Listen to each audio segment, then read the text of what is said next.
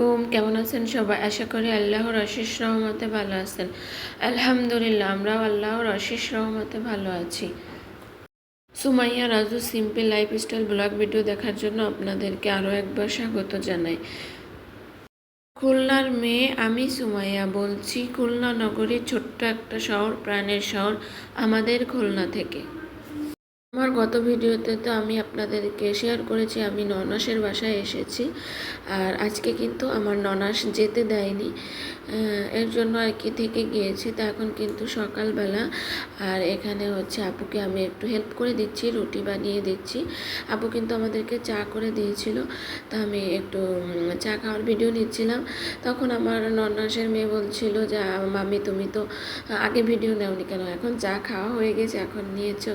আমি বললাম আসলে আমি না ভুলে গিয়েছি, হঠাৎ মনে পড়লো তাই একটু ভিডিও ক্লিপ নিলাম। এই তো আমি হচ্ছে আপুকে এখানে রুটিগুলো বানিয়ে দিচ্ছি, আর আপু হচ্ছে ছেঁকে নিচ্ছে। মজার বিষয় হচ্ছে আপু না এই আটাটা হচ্ছে ডো করতে যে অনেক নরম করে ফেলেছে। আমি কিন্তু এখানে অনেকগুলা আটা মিশিয়েছি, তারপরেও কিন্তু ডোটা ঠিক হচ্ছে না। তারপরে অনেক কষ্ট করে রুটিগুলো বানিয়েছি, ভালো হচ্ছিল না। আমি কিন্তু রুটি বানাতে পারি মাশাআল্লাহ ভালোই, তবে আজকে রুটি যেহেতু নরম করে ফেলেছে এই জন্য রুটিগুলো কোনোভাবে সুন্দর করে বানাতে পারছিলাম না। আর এখন কিন্তু আজকেও আমরা সবাই একসঙ্গে বেরিয়ে পড়েছি। আসলে বড় ভাসুরের বাসায় যাব। বড় ভাসুর নতুন বাড়ি করেছে, তাই ভাবলাম একটু ঘুরে আসি। আর বড় ভাসুর যে জায়গাতে বাড়ি করেছে সেটা কিন্তু আবাসিকের মতো, নতুন নতুন সবাই এসে এখানে বাড়ি করছে। খুব ভালো লাগে কিন্তু পরিবেশটা অনেকটা গ্রামীণ পরিবেশের মতো লাগে। আপনাদের কাছে অনেক ভালো লাগবে আশা করি। ভিডিও শুরুতে সবার কাছে ছোট্ট একটা রিকোয়েস্ট করে নিচ্ছি, দূরে এবং কাছে, দেশ এবং দেশের বাইরে যে যেখান থেকে আমার আজকের ভিডিওটা দেখছেন সবাইকে জানাই অসংখ্য অসংখ্য ধন্যবাদ। ভিডিওটা যদি আপনাদের কাছে একটু হলেও ভালো লাগে প্লিজ একটা লাইক করে দিবেন। আপনার একটা লাইক আমার ভিডিওটা আরও কিছু সংখ্যক মানুষের কাছে পৌঁছে দিতে সাহায্য করবে। এই তো আমি কিন্তু ভাসুরের বাসায় চলে এসেছি, আর বললাম তো যেহেতু আমার ভাসুর নতুন বাড়ি করেছে এজন্য কিন্তু এখনও বাড়ির কাজ কমপ্লিট হয়নি আর কি।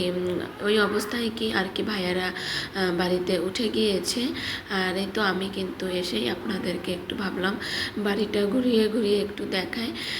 তো কেমন হয়েছে আমাদের বাড়িটা আর কি, ভাসুর নতুন বাড়ি করেছে কমেন্টের মাধ্যমে জানাতে পারেন ভালো লাগলে। আর জায়গাটাও কিন্তু অনেক সুন্দর, আপনাদের কাছে যদি পরিবেশটা ভালো লাগে তাও কিন্তু কমেন্টের মাধ্যমে জানাতে পারেন। আমার অনেক আপুরা কিন্তু আমাকে ভিডিওর মাধ্যমে জানায় গ্রামীণ ভিডিও অনেক ভালো লাগে, অনেক ভালো লাগে। আমার আপুরা হয়তো ভাবে আমি কিন্তু গ্রামে থাকি, কিন্তু আসলে এটা আপুদের ভুল ধারণা। আমি খুলনা শহরে থাকি। আসলে আমাদের শহরটা এমনই, আশেপাশে বেশ কিছু গাছগাছালি আছে, এই জন্য আপুদের কাছে মনে হয় গ্রামীণ পরিবেশ।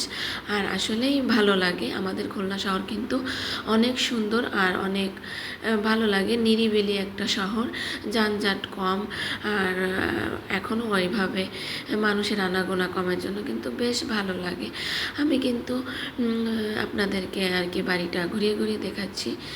ভাইয়া কিন্তু এখানে 3টা বেডরুম করেছে, প্রত্যেকটা রুমের সাথে কিন্তু এক একটা অ্যাটাচড বাথরুম রেখেছে, 2টা বেলকনি করেছে। আর হচ্ছে ডাইনিংয়ের সাথে একটা ওয়াশরুম রেখেছে, একটা কিচেন রুম রেখেছে। সব মিলিয়ে কিন্তু ভাইয়ার বাড়িটা করা খুব সুন্দর হয়েছে। আর বাড়িটার প্ল্যানিং কিন্তু ভাবি করেছে, আর ভাবি কিন্তু ঘর অনেক সুন্দর করে গুছিয়ে রাখে, সব সময় ফিটফাট করে রাখে। আর এখানে দেখুন সবচেয়ে ইন্টারেস্টিং বিষয় হচ্ছে এই বিড়ালগুলা অনেক সুন্দর, কিন্তু এই বিড়ালগুলা বিদেশি বিড়াল, আর একটা একটা বিড়ালের অনেক দাম।